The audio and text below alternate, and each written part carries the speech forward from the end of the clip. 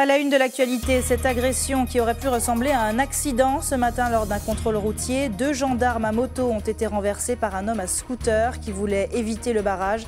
Ils ont été transportés à l'hôpital. Une journée de négociation et 55 écoles privées de repas. Voilà comment s'est déroulée la grève de la cantine centrale de Fort-de-France aujourd'hui. Les parents ont dû récupérer leurs enfants, mais ils assurent comprendre le mouvement. À peine lancées les invitations, voilà que Corsair et Air Caraïbes abandonnent les noces. Les groupes Dubreuil et TUI qui négociaient la cession de Corsair ont annulé leurs transactions ce matin, remettant Corsair en vente. Qu'apporte la compagnie? L'avion nous a apporté Manu Katché. Demain, le musicien sera sur la scène de l'Atrium dès 20h pour un concert endiablé. De quoi faire résonner les percussions dans la tête des amateurs de jazz. Manu Katché, vous le voyez, qui sera notre invité ce soir dans ce journal. Bonsoir à tous. Très heureuse de vous accompagner pour cette heure d'information. On démarre tout de suite avec ce contrôle routier qui, je vous le disais, a mal tourné ce matin au rond-point de Cocotte à Ducos, où un individu à scooter a littéralement foncé sur les gendarmes, des gendarmes à moto, pour forcer le barrage. 2 militaires ont été blessés, dont l'un grièvement. Le reportage de Kathleen Bilascopette avec Caril Chassol. C'est à bord de ce scooter que circulait l'auteur présumé des faits. Après l'accident, l'individu parvient à prendre la fuite à moto. Il abandonne ensuite le 2 roues, ici dans ce lotissement, avant de disparaître dans la nature. Quelques minutes plus tôt, au rond-point de Cocotte, il avait tenté de forcer un contrôle routier, en même temps que 2 motards circulant sans casque. Pour s'échapper, il aurait délibérément foncé sur un gendarme à moto. Il faut bien faire le tri entre un conducteur qui prend peur et qui essaye d'éviter un contrôle et une agression caractérisée, puisque en l'espèce, le gendarme a essayé d'éviter le cyclo qui a changé de direction pour le percuter. Bilan, 2 militaires blessés, dont l'un grièvement. Tous 2 appartiennent à la brigade motorisée du Lamentin et ont été pris en charge au CHU. Il y en a un qui est plus légèrement blessé que l'autre. Le plus sérieusement blessé d'ailleurs doit son sort au fait qu'il a été projeté sur son camarade. Il a été projeté sur plus de 8 mètres par rapport au point d'impact. Mais il est blessé à la tête et surtout à la poitrine qui a été percuté par le 2 roues. Selon les autorités, lors des contrôles, les scooters sont souvent concernés par les refus d'obtempérer. Les pilotes de cyclo, pour certains et pour une bonne part, ne sont plus dans des logiques de sécurité routière, mais dans des logiques de délinquance. Je ne serais pas étonné que les raisons pour lesquelles ces individus ont essayé d'échapper au contrôle ou au contraire même de percuter les gendarmes soient liées à d'autres choses qu'un problème de casque ou de non-assurance du 2 roues, mais plutôt des problèmes de stupéfiants ou d'agression. Immédiatement, la gendarmerie a déployé un plan d'intervention sur l'ensemble de l'île pour tenter de retrouver le fuyard responsable de l'accident. Et notez en bref qu'un autre contrôle routier a été le théâtre d'un accident cet après-midi à Durivage, toujours à Ducos. Le pilote et sa passagère sont tombés en tentant à nouveau d'éviter le barrage. Ils ont été également transportés à l'hôpital. Au chapitre social, les salariés avaient prévu un nouveau week-end de protestation. Pas la peine, le mariage entre Corsair et Air Caraïbes est annulé. Ce matin, les groupes Dubreuil et TUI, respectivement propriétaires d'Air Caraïbes et de Corsair, ont annoncé la fin des négociations. Pourtant, il y a 2 semaines, la cession de la compagnie était imminente. Un coup de théâtre sur lequel revient Hélène Renaud. Le 20 février dernier, un lancement en grande pompe a eu lieu. Le projet de rachat par le groupe Dubreuil, propriétaire d'Air Caraïbes, de la compagnie aérienne Corsair détenue par TUI France. Objectif de cette union, développer la croissance du groupe en diversifiant les destinations vers l'océan Indien et l'Afrique et devenir le pôle numéro 1 sur les Antilles. Une nouvelle structure devait aussi être créée pour gérer de futurs A350. Une reprise sous condition. Le projet devait obtenir le feu vert de l'autorité de la concurrence. Par ailleurs, le groupe TUI, propriétaire actuel de Corsair, devait, avant la cession, renflouer les caisses de sa compagnie à hauteur d'une dizaine de millions d'euros. Pas de quoi rassurer les syndicats de Corsair. Du 28 février au 2 mars, une grève est lancée. Les 1150 salariés s'inquiètent pour leur emploi. Pas de plan social ni de fusion promet le groupe, mais la mobilisation de 3 jours devait être reconduite dès demain. 5 mars, le groupe Dubreuil jette l'éponge dans un bref communiqué publié ce matin. Les syndicats se disent satisfaits, reste l'avenir incertain de Corsair, fragilisé depuis des années. La compagnie doit redresser la barre et chercher l'équilibre pour tenter de trouver un nouveau repreneur. Au final, les fiançailles entre Dubreuil et Corsair n'auront duré que 2 semaines. 55 écoles privées de repas. La grève des salariés de la cantine centrale de Fort-de-France n'aura pas été sans conséquence. Chaque jour, elle sort 7000 repas. Mais aujourd'hui, les fours sont restés éteints. Toute la journée, l'intersyndicale s'est rassemblée sur place avec le maire. Dans les écoles, les élèves ont dû rentrer chez eux. Toute une organisation donc pour les parents qui se sont néanmoins montrés très compréhensifs. Céline Chalonneau. Dans de nombreuses écoles foyalaises aujourd'hui, il n'y a pas eu de service minimum. Les parents ont dû récupérer leur bout de chou affamé à 11h30. Bon, je vais l'emmener au McDo. Hein. Bon, je n'ai pas le choix. Donc, si l'enfant a faim, je dois lui donner à manger. Oui, c'est très embêtant. Normalement, à cette heure-là, je dirais tout travail. Ça pénalise les parents, mais qu'est-ce qu'on peut faire? On ne peut pas dire non, pas faire la grève. On est obligé de faire ce qu'il y a à faire pour nos enfants et, s'il le faut, supporter leur grève, encore une fois. La grève ne nous embête pas, hein, parce que s'ils défendent leurs droits, ils ont le droit de défendre leurs droits. Et je suis pour eux. Oui, j'étais au courant hier. Voilà, là, je viens récupérer mon fils à l'école. Depuis ce matin, si la cantine centrale n'est pas bloquée, les visages des agents sont crispés. L'intersyndicale FO, qui a déposé le préavis de grève, déplore une absence de dialogue social constructif. Une réunion à huis clos s'est tenue entre le maire, le directeur de la caisse des écoles et les représentants du personnel. Les questions qui se posent ici à la cuisine centrale de Fort-de-France sont d'abord des points techniques. Alors un certain nombre de matériels qui sont hors d'usage. Alors donc nous sommes en train de discuter sereinement avec ce personnel pour que les conditions de travail soient remises à niveau de sorte à ce que la production reprenne. Les chaises de la cantine sont restées rangées sur les tables. Les parents avaient été prévenus depuis hier soir. Le maire assure que des dispositions ont été prises pour l'accueil des écoliers. La cantine ne fonctionne pas, ça pose de réelles difficultés de fonctionnement aux parents qui, eux, travaillent et ont parfois beaucoup de mal à sortir de leur travail et perdent leur journée de travail parce qu'il faut faire manger les enfants le midi. Donc j'ai pris des dispositions pour ça, en accord avec la caisse des écoles, pour que les enfants qui arrivent avec le repas puissent déjeuner sur place et puissent rester à l'école ce midi. En fin de matinée, rien n'avait encore filtré sur une reconduite éventuelle du mouvement. Et notez que finalement, après une journée de négociation, le maire a annoncé la fin de la grève. Les repas seront donc livrés normalement demain. Partons maintenant au tribunal où se déroule depuis hier le procès en assises de Raphaël Lovinski. Cet ancien pasteur de 53 ans est accusé de viol et agression aggravée. Aujourd'hui, il comparaissait libre et sous contrôle judiciaire. Face à lui, 3 victimes, des anciennes fidèles de son église pentecôtiste, âgées d'à peine 15 ans au moment des faits. Hier, plusieurs témoins se sont exprimés à la barre, des témoins victimes également, mais qui se sont manifestés trop tard pour aller en justice. Voyons donc comment s'est déroulé ce deuxième jour d'audience aujourd'hui avec Océlia Cartes et Céline Chalonneau. Pour cette seconde journée de procès, toujours à huis clos, les experts psychiatriques se sont relayés tour à tour à la barre. Un exercice périlleux, selon maître Henri Michaud, avocat de l'accusé. Ces derniers sont, selon lui, dans une certaine subjectivité. Président, comme avocat de la partie civile, ont tout le loisir de sortir une phrase du contexte pour fournir une plaidoirie. La partie civile, quant à elle, définit les victimes comme étant en plein choc post-traumatique. Les 3 victimes ont été entendues cet après-midi. Les jurés, quant à eux, doivent se prononcer ce vendredi après-midi, après les plaidoiries des avocats.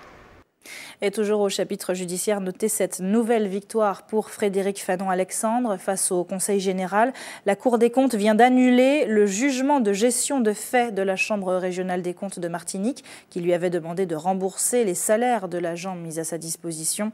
Pour rappel, Frédéric Fanon-Alexandre, ancienne directrice générale des services du Conseil général, avait été licenciée par Josette Manin, un licenciement pour faute grave. On lui reprochait d'utiliser le personnel mis à sa disposition à des fins privées.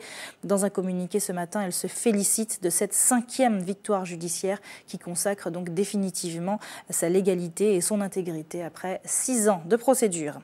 Les bons comptes font les bons amis et visiblement les pôles Guadeloupe et Martinique de l'Université des Antilles ont du mal avec leur porte-monnaie. Depuis plusieurs semaines, la répartition du budget entre les 2 campus tend un peu plus la situation.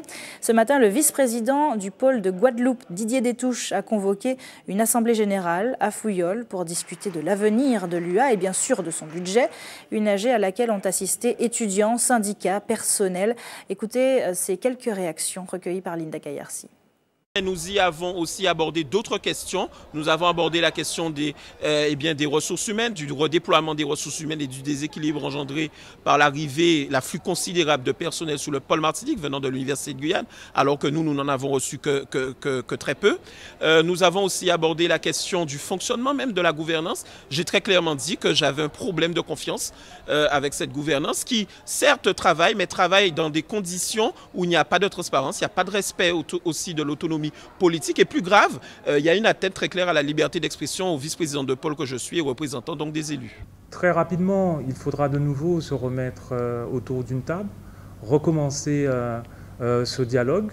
Il y a, je pense, des propositions que nous avons bien entendues, que nous avons bien compris, qui doivent être argumentées, qui doivent être discutées aussi avec l'autre pôle, pour que nous puissions ensemble, et je le répète de nouveau, ensemble, arriver à trouver un budget primitif pour que cet établissement puisse enfin démarrer en ce début d'année. Et loin des tensions de l'université, certains ont opté pour une formation professionnalisante dans une filière très porteuse, la boucherie. L'association martiniquaise interprofessionnelle de viande a présenté aujourd'hui sa première vague de jeunes bouchers martiniquais fraîchement diplômés. La première promotion d'une formation qu'elle a elle-même lancée avec Pôle emploi, la Milsem, le Conseil régional, entre autres. Objectif, répondre au cruel manque de bouchers chez nous. Un métier qui attire peu de jeunes alors qu'il est l'un des rares à avoir encore de la place. Hélène Renaud. Yann est tout jeune boucher. Depuis un mois, il fait ses armes dans l'atelier de découpe d'un hypermarché. La boucherie, une passion pour ce jeune homme de 24 ans.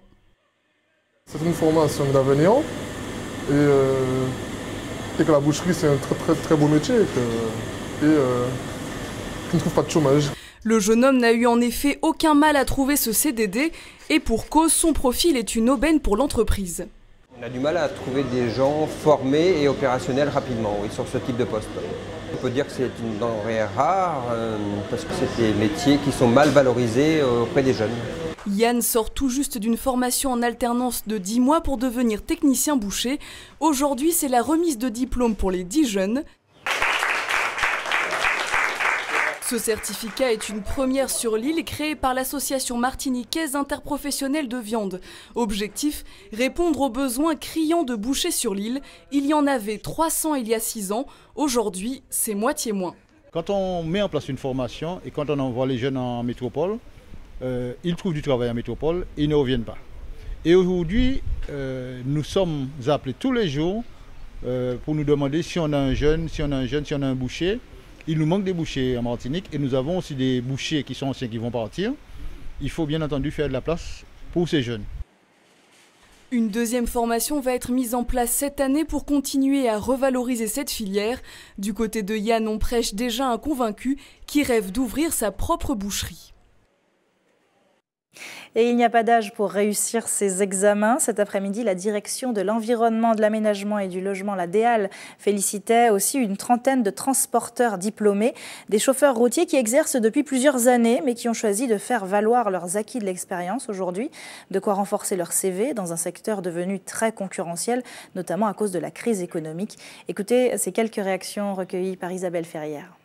Les mutations du secteur, vous savez qu'il y a plusieurs évolutions en cours actuellement, l'habilitation transport obtenue par la région et dans ce cadre la création d'une autorité unique d'organisation du transport, la mise en service de TCSP donc à échéance début 2016. Donc tout cela nécessite pour les professionnels qu'ils soient formés. Ces personnes en fait elles ont fait le choix de procéder à une remise à niveau avec un accompagnement de l'ADL. Donc il s'agit là pour ces personnes en fait d'avoir les clés leur permettant d'échanger avec leurs partenaires, l'expert comptable, le fournisseur, le client. Je maîtrise beaucoup mieux techniquement certaines choses que je faisais déjà et que je ne savais même pas ce que c'était. Donc ça m'a apporté beaucoup techniquement. Très au courant de la comptabilité analytique, ce que je ne faisais pas auparavant, puisque j'avais simplement l'occasion d'avoir mon comptable qui faisait un petit peu de tout pour moi. Et maintenant, ça me permet de voir quand même comment ça se passe, comment évolue même ma société.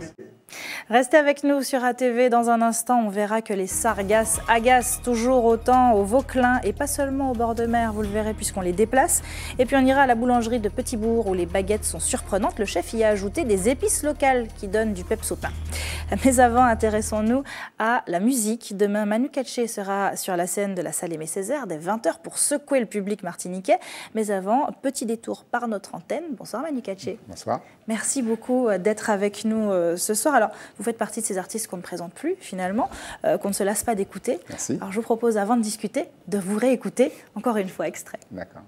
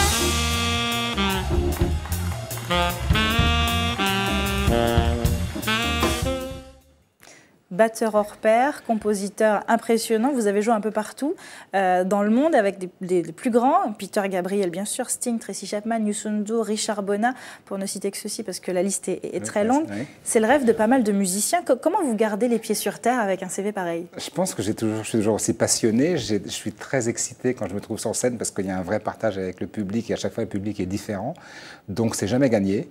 Donc on arrive sur scène, on est un petit peu tendu, je ne vais pas dire que j'ai le trac, mais on est une espèce de tension avec l'adrénaline, on se dit bon, il faut aller les chercher, il faut qu'ils soient avec nous, qu'il y ait une interactivité, et puis finalement au bout d'1h30 de concert, on sent qu'il y a vraiment un échange, et puis on voit les sourires, les applaudissements, et là c'est la réussite. Donc je pense que c'est ça qui me fait avancer.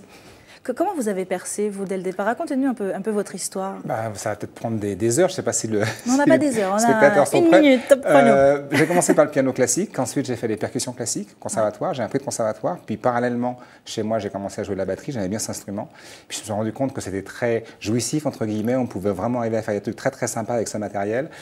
Donc comme j'avais les rudiments de percussion, j'ai eu peut-être plus de facilité. De mon papa de Côte d'Ivoire, je pense qu'à l'intérieur, il y avait quelque chose qui grouillait au niveau des tambours et du rythme. Et puis, j'ai eu aussi de la chance d'être là au bon moment, les bonnes rencontres. J'ai beaucoup travaillé. Il y a un film notamment qui vient de sortir qui s'appelle Whiplash. Je ne sais pas si les gens l'ont vu, mais qui justement, c'est assez intéressant parce que souvent on dit le batteur, il tape comme ça à droite à gauche, une espèce de clown, c'est sympa, mais ça ne va pas plus loin. Et là, on se rend compte vraiment dans le film qu'il y a vraiment beaucoup de travail pour arriver à une coordination du corps. Une vraie coordination au départ, mais surtout beaucoup de travail techniquement pour arriver à maîtriser l'instrument, comme un saxophone, une trompette ou un piano. Donc voilà, et après, j'ai eu la chance de rencontrer les bonnes personnes. J'ai eu vraiment beaucoup de chance de rencontrer ensuite les anglo-saxons. Et puis depuis lors, c'est vrai que j'ai certainement fait les bons choix, j'ai bien travaillé, j'ai travaillé mon instrument, et puis je suis quelqu'un de passionné, ce qui veut dire que je me remettais relativement en question à chaque fois, à savoir que je me disais, j'ai fait cet album, c'est bien, mais je pense que j'aurais pu faire mieux, donc essayons la prochaine fois d'être un peu plus pointu. Alors vous vous êtes débrouillé tout seul pour y arriver.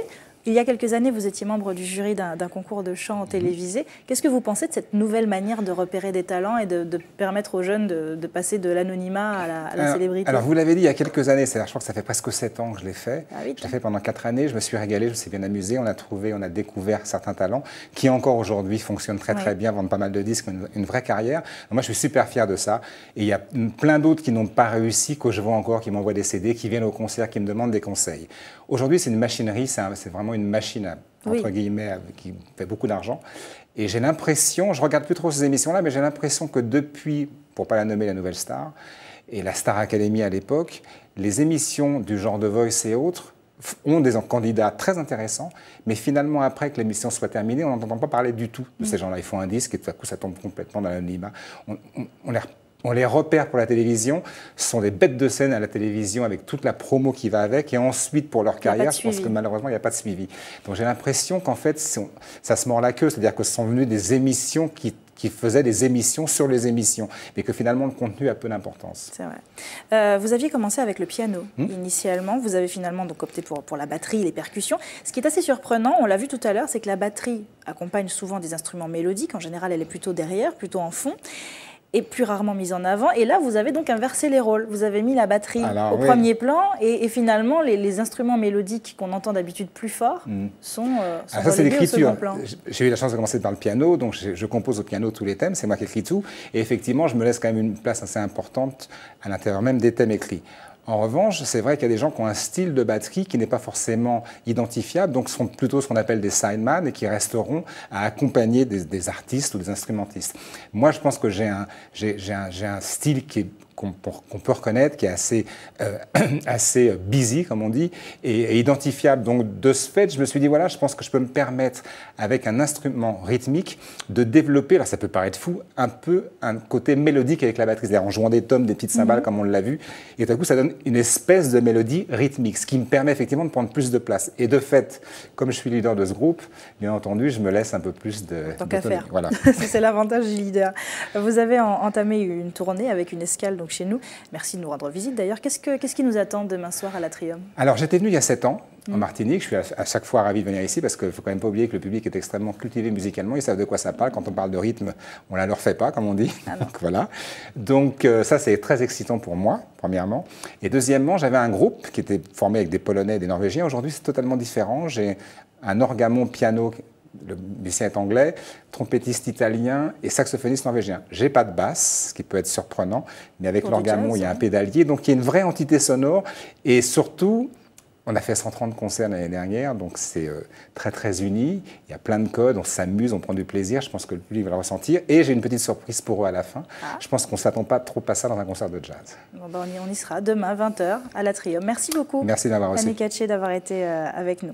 Alors, il y a les artistes, vous le voyez, qui nous viennent d'ailleurs. Et puis, il y a ceux de chez nous, de Martinique. Ce soir, Terre d'artistes continue à les mettre en avant. On ira à la découverte d'une revue artistique baptisée Recherche en esthétique, qui fête ses 20 ans. Et on visitera également une toute nouvelle galerie d'art installée à la Pointe-Simon à Fort-de-France. Extrait.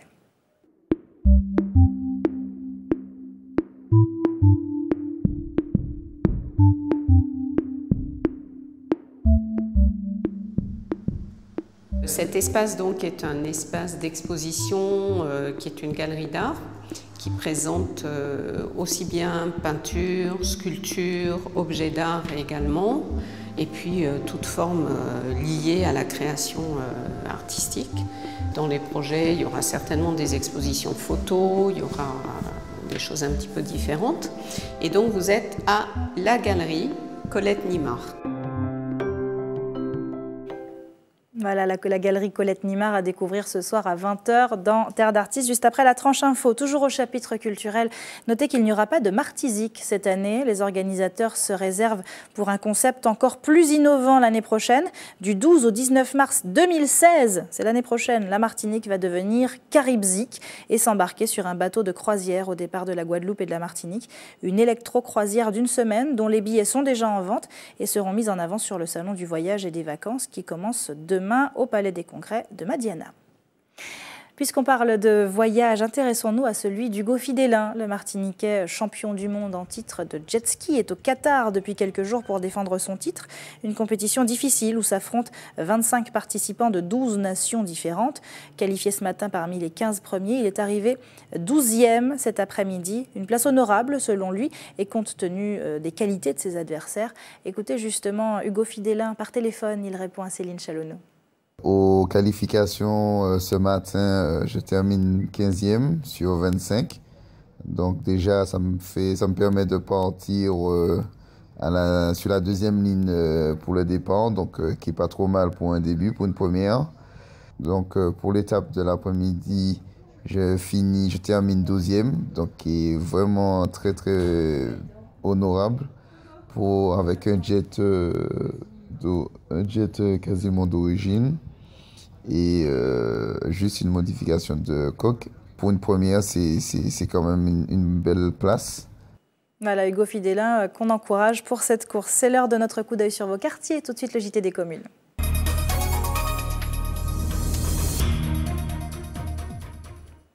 Le JT des communes qui commence avec cette expression « déplacer le problème ». C'est exactement ce qui se passe au Vauclin. Hier, la municipalité a ramassé les sargasses de la baie des Mulets. Une belle initiative, plutôt mal concrétisée puisque les algues ont ensuite été entassées un peu plus loin, plus près des habitations. De quoi incommoder les riverains qui se plaignent non seulement de l'odeur mais aussi d'une pollution visuelle. Julien Goudichaud. Quand les sargasses n'arrivent pas naturellement par la mer, elles arrivent maintenant par camion. Un cauchemar pour cet habitant. Hier, il a vu débarquer à proximité de son habitation des camions venus déverser des sargasses. Alors forcément, il a vu rouge. J'étais là, je vois des camions qui arrivent, on n'est pas informé. On voit des camions qui arrivent et qui jettent des ordures. On ne sait même pas d'où ça vient, on ne sait pas quoi. Alors j'étais obligé de mettre ma voiture en travers pour savoir mais d'où ça sort, qu'est-ce que c'est que ça. On m'a dit oui, c'est la ville du Vauclin. Est-ce qu'ils trouvent que c'est beau? Est-ce qu'ils trouvent que c'est esthétique? Un endroit au bord de la mer comme ça, à proximité des habitations. C'est les algues, ça arrive sans arrêt. On doit répertorier un endroit accessible et qui ne gêne personne. On ne peut pas mettre ça à proximité des habitations, on ne sait pas, ça dégage des gaz, on ne sait pas qu'est-ce que ça a. Du côté de la municipalité, on tente comme on peut d'éradiquer le problème. Difficile de satisfaire tout le monde tant les sargasses ont envahi les côtes. Forcément, tout n'est pas parfait, on peut toujours améliorer, on peut solliciter différentes aides. Mais dans l'ensemble, la commune du Vauclin s'en sort très bien. Et bon, si malheureusement 2 personnes se plaignent, la baie des Mulets a plusieurs centaines d'habitants. Donc nous n'avons pas entendu de plusieurs centaines d'habitants. En attendant, les communes, nous essayons de trouver des solutions intermédiaires. Et puis si on trouve d'autres solutions, toutes les idées seront les bienvenues. Le déplacement de ces sargasses ne devrait être que transitoire. L'odeur devrait disparaître car une fois à l'air, l'effet des gaz sulfures se dissipe.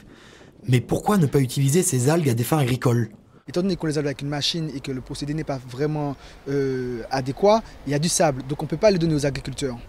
On ne peut pas non plus les emmener au CVO, donc on va les redéployer, les remettre sur les plages une fois que ça sera sec et qu'il n'y aura plus de problème d'odeur. Il faut quand même aider les autres riverains qui souffrent depuis plusieurs mois. Un problème qui persiste. Alors on réfléchit, on imagine les procédés, mais tout cela a un coût. Cet après-midi, il y a une réunion à la préfecture au sujet des algues sargasses et je crois savoir que la région, le conseil général et l'espace sud commencent à réfléchir à des solutions à long terme parce qu'on risque de devoir à nouveau faire face à ce genre de phénomène. Sitôt enlevées qu'elles reviennent. Le déplacement de ces sargasses fait tout de même des heureux, ceux chez qui elles ont été enlevées. Fatalistes, ils savent que ce bol d'air n'est que de courte durée et outre l'aspect matériel, ils s'inquiètent pour leur santé. Ça va nous donner un répit, mais ça ne va pas réparer ce qui s'est passé, bien sûr. Et encore, le truc, c'est qu'il faudrait qu'il l'enlève le plus souvent possible. On nous a dit qu'on pouvait dormir sans crainte, on pouvait respirer, qu'il n'y avait pas de souci. Quand on appelle la mairie pour que la mairie puisse venir enlever les sargasses pour nous, la mairie nous dit que l'ARS leur interdit d'envoyer des ouvriers enlever les sargasses parce que c'était toxique et nocif. Rien que pour les sargasses, le Vauclin en est déjà à 40 000 € de dépenses.